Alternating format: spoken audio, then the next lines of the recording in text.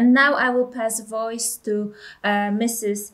Alix Lejard from Femina Europe.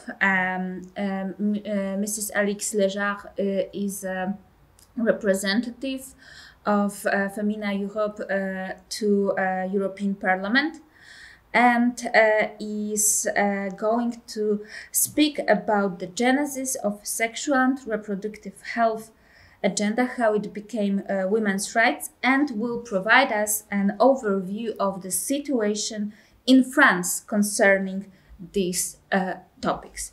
Thank you so much. Good evening, everybody. First, I want to thank you, all the inspiring speakers, and especially Sharon Slater, because and all the wonderful Family Watch International webinars, which inspired the presentation I'm going to do now. During this short presentation, Femina Europa will show you what is at stake with the so-called sexual and reproductive rights that the United Nations organization is seeking to impose. We will first expose the UN agenda about sexual and reproductive health and rights. Then, we will see the implementation of this agenda in our country. And to conclude, we will give our insight about what should be women's rights. In 1994, Cairo in Egypt hosted the 4th International Conference on Population and Development, ICPD. The conference introduced a new human right called reproductive health. You have to know that to this day, that self-proclaimed basic human right is not accepted nor recognized around the world. So, let's see how the UN is trying to push forward reproductive health as a right. In 2000, the Millennium Development Goals were introduced, and reproductive health was inserted in goals 3, 4, and 5. So it was not a goal in itself, but it was an important component of SDGs.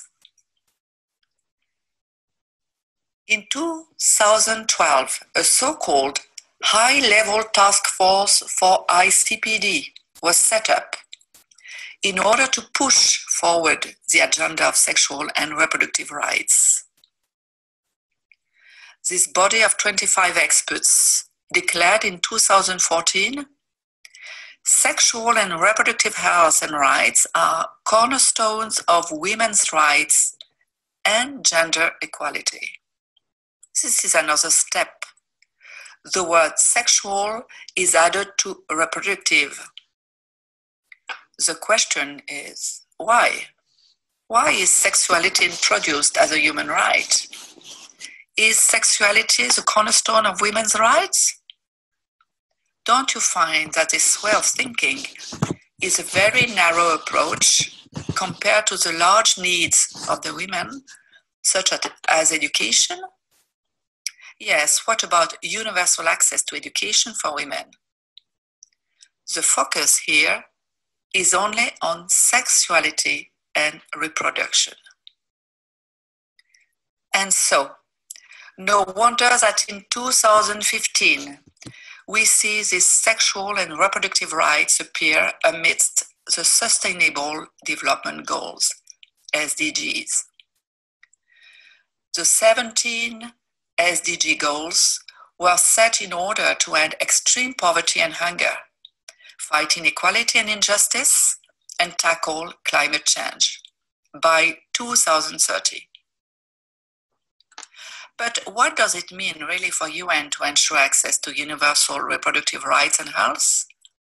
Is it really for the well-being of women, of children, of families? Where are the men? Let's go a bit forward. Those sexual and reproductive health and rights are promoted by the World Health Organization, WHO, as you can see in this publication. We would like to underline the subtitle Human Reproduction Program of the booklet, including all the UN agencies, and the official partner of the program, IPPF, International Planned Parenthood. What does that mean? Does that mean that contraception and abortion are the cornerstones of women's rights? Nothing else? That this program is all about monitoring women's fertility through contraception and abortion? This is extremely disappointing. The Human Reproduction Program has an agenda in 2 points. Comprehensive sexuality education is a tool to sexualize children from the very young age and to promote the UN Reproductive Rights Agenda to the youth. Our presentation will focus on the first point, sexual and reproductive health services and rights. First, let's have a look at the definition of sexual health given by the World Health Organization in this document, Sexual Health, Human Rights and the Law, published in 2015. It says that sexual health is related to sexuality, sexual practices, contraception, and sexually transmitted infections. In fact, the whole document promotes contraception, abortion, hormonal therapies, and gender equality according to the gender ideology. Maternity protection, maternal health are cited only once and only in relation to the people engaged in sex work. The answer to the issue of maternal mortality, as you can see, is contraception. As if education, better maternal health care were not the adequate means to reduce maternal mortality. Look at what WOW declares about unsafe abortion on his website. WOW declares that unsafe abortion can be prevented through comprehensive sexuality education, emergency contraception, and provision of safe and legal abortion. How can they say that because abortion is medical, legal, it is safe? In France, we just had the case of a woman who was amputated of both legs and arms after an abortion performed in a hospital. Abortion is never safe. It can be less dangerous if performed in a hospital, but it is always a trauma for the woman. Abortion is a violent interruption of a natural process, and we can't ignore the post-abortion syndromes for women. And of course, it is not at all safe for the fetus. Isn't a WOW statement totally deceiving? In the 2015 WOW document, not a word about the impact of hormonal treatments on women's health.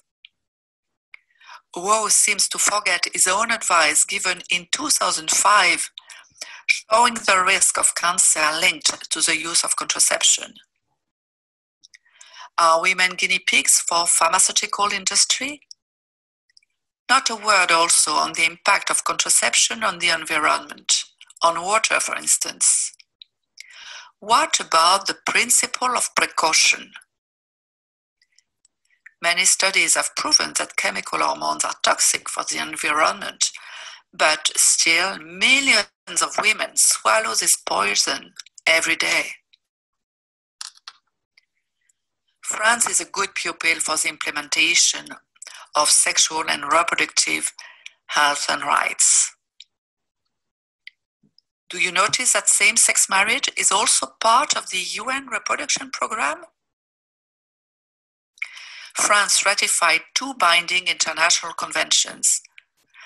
In 1983, the Convention on Elimination of Discrimination Against Women, CEDAW, and in 2014, the Istanbul Convention on Preventing and Combating Violence Against Women and Domestic Violence. We all agree about the elimination of discrimination and violence against women. The problem is a gender ideology inserted in those two conventions. Gender is not the answer to violence. In 2013, France created the High Commission for Equality, Haut Conseil à l'égalité, which steers our national policy to take into account the Istanbul and CEDAW conventions, as well as the UN sexual and reproductive health and rights at all levels: education, health, culture, budgeting. What is the result of this integrated policy? Did it improve the well-being of French women and men? Let us look at the statistics.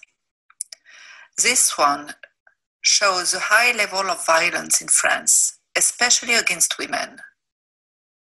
The UN conventions are not delivering their promises. Gender policy is not the answer to the problem of violence against women. On the contraception atlas of the European Union, France has one of the highest ranking concerning access to the so-called modern contraception.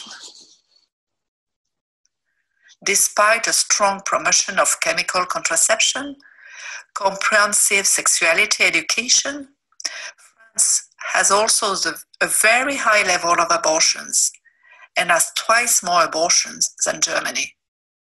So our policy again is not successful. We also have a problem in France with freedom of speech concerning abortion. It is very dangerous to speak against abortion in our country. A law was voted against abortion obstruction in 1993 and reinforced in 2017 towards the pro-life websites. For this year, 2020, a bioethical law is under study, which will extend the right to abortion until birth in some cases. It seems that in France, the so-called Sexual and Reproductive Health and Rights program implies always more and more abortion and contraception. But there is hope, as we observe a widening gap between state policies promoting abortion and contraception and a young generation of women sensitive to ecology, to sustainable development.